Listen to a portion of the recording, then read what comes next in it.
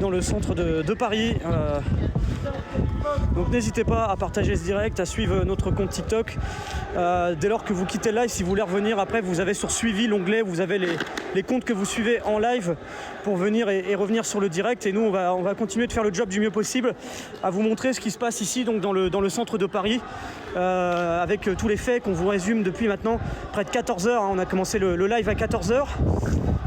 Et la tension, donc ici, oui, c'est en France, hein, c'est dans le 10e arrondissement de Paris. Vous voyez ce véhicule.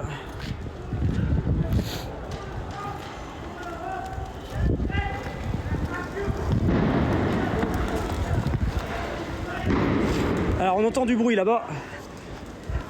Attendez, on va aller voir ce qui se passe. De toute façon que ça chauffe un peu de l'autre côté là. Il y a 2 points, hein, exactement.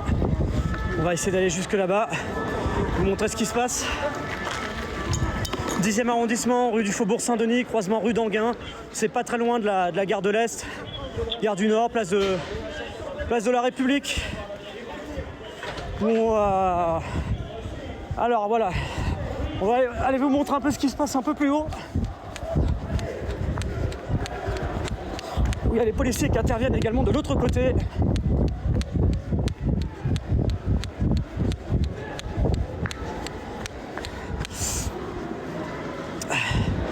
Excusez-moi si ça tangue un peu, j'essaie de faire de mon mieux possible pour vous informer et vous montrer ce qui se passe. Merci pour votre compréhension et votre indulgence. J'espère qu'on fait du mieux possible pour vous montrer ce qui se passe ici.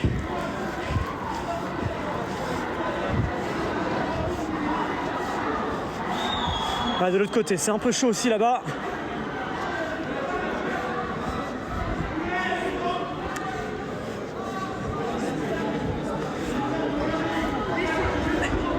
Plusieurs barricades, une autre barricade qui est allumée ici. Et les policiers qui se trouvent là. Salut! Salut à toutes et tous, on est en live ici à Paris, 10e arrondissement.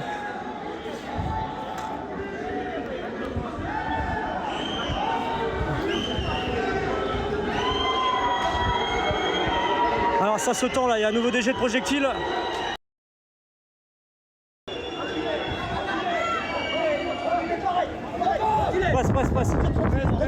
Passe, c'est bon. Madame, reculez. Voilà, il y a des tirs de LBD.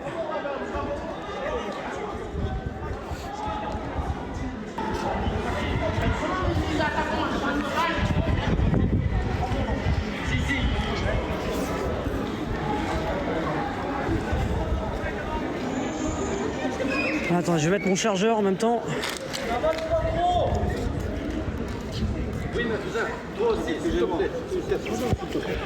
C'est des gars, chercher la merde pour rien. Me dis pas chercher la merde, t'en prends pas un vieux, frère. Tu vois, il te rentre chez toi. Arrête un petit peu. Vas-y, va pousser ta plaque, ton pistolet, reviens encore après. Calme-toi, c'est calme, c'est bon, ouais, c'est bon. Oui, c'est en direct, c'est à Paris. C'est à Paris, il est 17h07.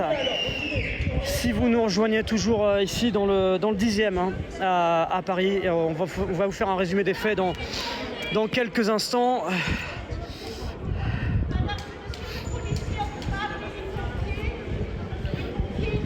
J'ai appelé madame.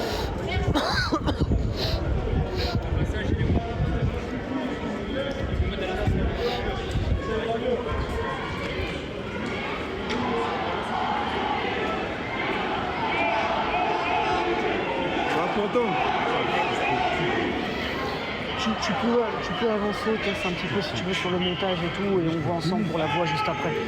Je fais au mieux dès que je termine, je regarde tout de suite.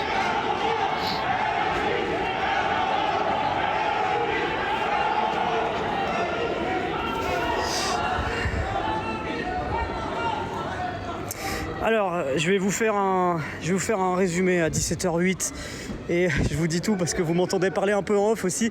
C'est parce qu'on discute aussi avec la rédaction sur le reste des contenus de la journée qu'on va vous publier dans notre fil sur TikTok, que vous pourrez suivre un petit peu plus tard dans la journée. Mais vous dire donc qu'on est ici, pas très loin de Strasbourg-Saint-Denis, pas très loin de la place de la République, et c'est ici que des fortes tensions ont eu lieu il y a environ 30 minutes maintenant et ont tendance à se poursuivre, mais de façon moins intense sur ces dernières minutes.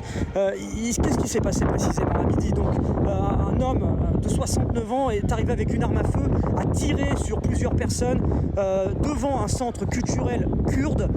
Il y a 6 personnes qui ont été touchées, il y a 3 morts, un blessé grave, 2 autres blessés. L'homme de 69 ans a été interpellé, il était connu des autorités pour crime justement à caractère raciste, vu qu'il avait attaqué il y a 1 an un camp de migrants au sabre. Il était en prison, il a été libéré le 12 décembre dernier et 10 jours plus tard donc il est venu avec cette arme à feu. Il s'en est pris à des Kurdes et ces Kurdes ils sont venus ici par centaines exprimer dans un premier temps leur émotion mais aussi leur colère. Pour eux les commanditaires de cet acte c'est la Turquie, ils visent expressément Recep Tayyip Erdogan et il y avait Gérald Darmanin qui était là, le ministre de l'Intérieur, qui est venu sur place, il s'est exprimé et quand il est parti il y a eu des tensions très importantes. Des manifestants ont tenté de forcer le cordon de police, il y a eu des jets de projectiles, les policiers ont tenté tant bien que mal de protéger les lieux, protéger la scène de crime et à la fois au second plan de faire face à des jets de projectiles extrêmement nombreux ici dans le centre de Paris et donc là ça s'est transformé en tension très importante là sur ces dernières minutes. N'hésitez pas encore une fois à suivre notre compte TikTok, on va être en live une partie de la soirée pour développer les événements ici. En tout cas le temps que ça dure on sera en live pour vous montrer ce qui se passe. Donc suivez notre compte pour avoir les derniers éléments, les dernières informations ici depuis Paris, rue d'Anguin, exactement 10e arrondissement.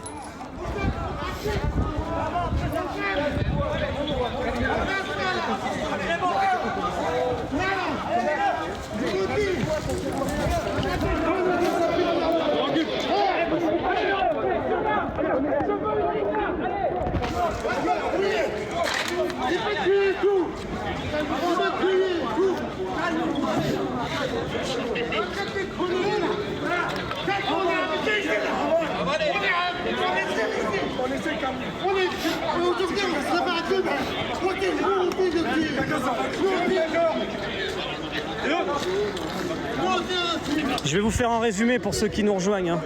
J'essaie de faire des résumés tous les 5 à 10 minutes à peu près en moyenne. Tous les 5 à 10 minutes à peu près, j'essaie de vous résumer un peu ce qui se passe. On priorise sur l'image pour ceux qui nous regardent et vous dire que c'est bien des images qui sont en direct parce que je sais que des fois il y a des gens qui sont retrouvés sur TikTok piégés par des faux lives. C'est bien en direct, il est 17h11, on est à Paris et vous êtes bien sur le compte TikTok de Brut qui essaye du mieux possible de vous informer, de vous montrer ce qui se passe ici à Paris avec donc ces tensions depuis près de 45 minutes maintenant après le départ du ministre de l'Intérieur Gérald Darmanin. Les Kurdes qui ont exprimé leur colère avec beaucoup de tension, beaucoup de violence aussi au moment où Gérald Darmanin, le ministre de l'Intérieur, a quitté les lieux. Des dizaines, centaines de personnes qui ont tenté de forcer un cordon de police qui n'était pas du tout préparé à ça. Les policiers étaient très largement en sous-effectif, très largement sous-équipés et la tension est montée d'un coup de façon extrêmement forte.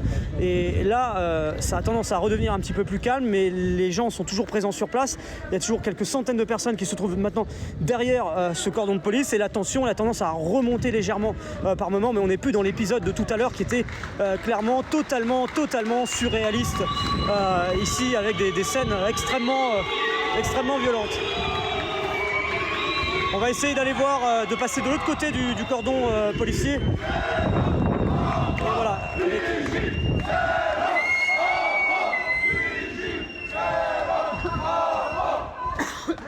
Le PKK, c'est seul défendre le peuple kurde au monde.